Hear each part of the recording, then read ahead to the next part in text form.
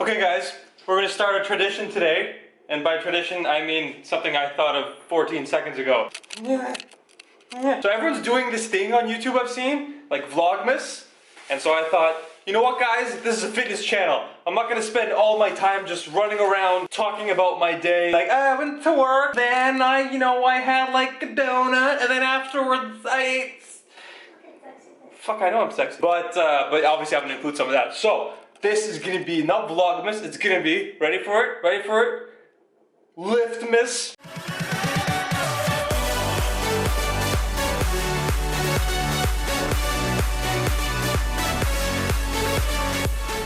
Trademark, copyright, Opashansky Industries Incorporated. Okay, so now we are gonna go and hit the gym. And today I'm doing chest day. Today I will be doing 5 sets of 7 reps at 75% of my projected 1 rep max, which I believe I moved up to 325. So I'm not sure what that weight is, but today I'll be doing, I think it's like 250 something. Actually, it's 244, but nice try, Igor. All right, guys, it's time for the greatest holiday ever. It's Liftmas. It's like Christmas, but instead of presents, you get to pick up heavy metal things in high volume for powerlifting purposes.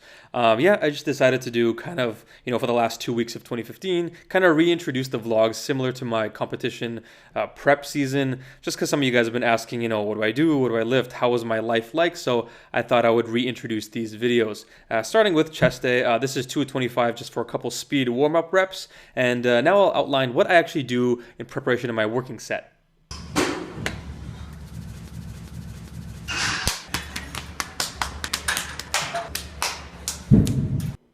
Alright guys, as you can tell, it's very simple. Chalk yourself up, slap yourself awake, and get going. Today we are working with 244 pounds for 5 sets of 7. This is my week 1 cycle out of 3 weeks, but I'll get into that a little bit later. This is a powerlifting style bench press in terms of form. So I've talked about this in the past, and there really is kind of, it's weird. There's like 2 different types of bench press in terms of form. There's the bodybuilding style where your elbows are out at 90 degrees and your hand grip is a bit wider versus the powerlifting style being shown here. But you know what? Let's get into the slow-mo so I could really break it down for you guys.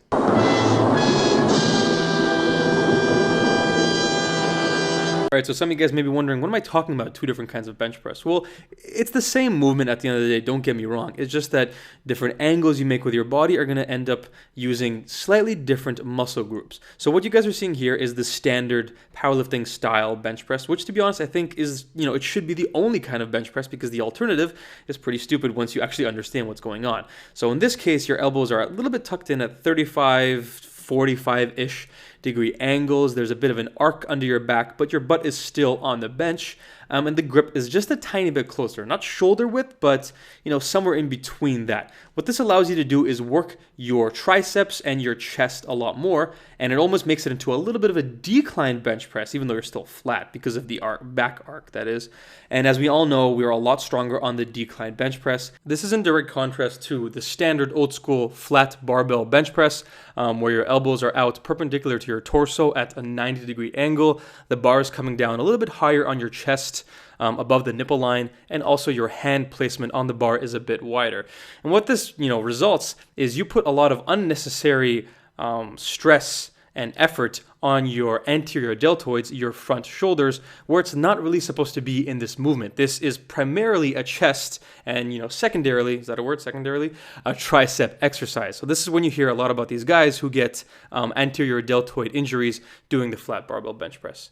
Moving on, this is my second exercise, the dumbbell incline press. I'm doing 85 pounds here, so some of you guys may be wondering, that's not a lot. I should be doing at least 100 pounds for someone my size and weight. And to be honest, guys, you're right. But with these exercises, after my, that one big compound lift where I do so much weight and, for so much volume, we're talking 5, 7, 10 sets, everything that follows, I'm trying to go a little bit more for the pump, which is why you actually see me sometimes, stopping and staring down at my chest. No, I'm not staring at my tits. I am actually really trying to get that mind-muscle connection, because these exercises which follow, that's where you get that peak contraction where it feels like your chest is about to explode, and it feels awesome. In contrast to, my initial powerlifting compound movement where I'm just trying to push as much heavy weight as possible. So the girlfriend stopped by and got us some decorations because my apartment is very sad and miserable this this festive season. We got this, that, I don't know what it's called. It's like a ribbon or something. We got this thing, which one of the bells fell off, so we're gonna staple it on. Who ripped it off? Nice job, babe. We had it for. I got too excited unwrapping it. You had it for a solid 16 seconds. It was $2. Think money grows on trees. And oh, a tree. We have a tree. Technically, sort of. It's fake, but it's a tree. Beautiful. Look at all that. Look at that festivity. And then the greatest gift of all. She wanted to fucking kill him, but I'm gonna let it slide this one time. Where is he? Look at this son of a bitch. The fuck do you think you're doing here? Bitch, you think you're not gonna pay rent? What do you think this is? Just kidding, I love you. Stop by anytime you want. Guys, seriously, jokes aside, she is moving fast. Let's go for a little ride. Here we go. It's the life I chose. Gunshots in the dark, one eye closed. And we got it cooking like a one-eye stove. You can catch me kissing my girl with both eyes closed. Oh yeah, and she got me a size children's small for the Santa hat, which is why it barely fits on. By the way, check out that, see the CN Tower? I don't know if you guys can see it. It's actually Christmas colored today, which is kind of cool. It's like one big red and green Christmas tree. Alright guys, I just wanted to mention a little bit about my current programming for those of you guys that are interested. Surprisingly, powerlifting is an extremely quantitatively inclined sport, much more so than bodybuilding. The reason behind this is you do way better when you know how much you're lifting today. You know how much you're lifting tomorrow, the week after, a month from now, 6 months from now, hell, even a year from now. Because the key methodology for getting stronger and powerlifting in general is progressive overload. So you are always trying to gradually, slowly, but consistently, keyword consistently, get stronger. And you do this not by leaps and bounds, but by, putting on 5-10 pounds every few weeks or, every 1 to 2 months. And it's not a lot, but, it really adds up over time. And next thing you know, 8, 10, 12 months from now, you're lifting, 50 to 60 pounds more on your bench, 70 pounds more on your deadlift, 30 pounds more on your overhead press, etc. And suddenly you're 200 pounds worth of strength more of a man than you were, or woman, than you were a year ago, and that is fantastic. So this is just an Excel sheet that I made. It seems complicated, but it's really not. This is like 1/10 of what I do at work. It's based on Matt August's 753 programming. These are just some numbers that he came up with, although I think that they were adapted from 531, which is another very popular powerlifting-based program, which a lot of people have tried. I tried. It's great. I decided to switch to this just to try something new.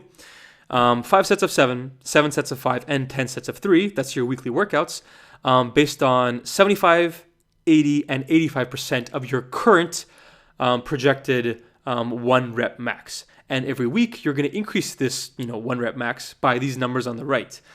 These are just some input variables that I put in. So as you see, change one number and the whole sheet, it's like a cascade. Everything self-updates. And this way, you are consistently increasing by a small amount, 10 pounds, 5 pounds for overhead press or whatever. So the one thing I want you guys to take away from this video, if you take anything at all, it's this whole concept of consistent, clean, organized, linear, progressive overload. I don't, necessarily care whatever your programming is. I decided, I've done 531. Now I'm doing this whole 753 thing. You can do 5x5.